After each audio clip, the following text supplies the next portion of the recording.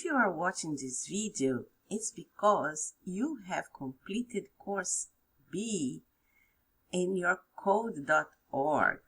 Well done, well done. The first to do it was Emran into green and Abdulrahman into red. They were the first two to complete this course, but as Ms. Ada said, it was not a competition.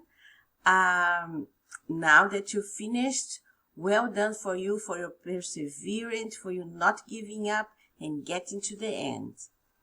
But it's not the end. It's the end of course B, but you can do some more.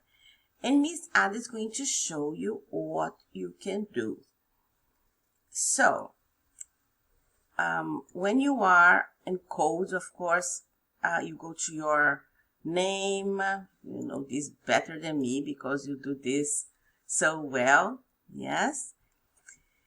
And then you're going to see the course you completed, because you always will go to what Miss Ada told you to do. All right? But if you go here to course catalog, you click on course catalog on the top here, left hand top in the middle, you're going to see the courses for KG to year 5, for grade 6 to year 12, and under it you have the hour of codes. And there are 4 courses: the dance party, the Minecraft, O for Oceans, and Flappy Codes.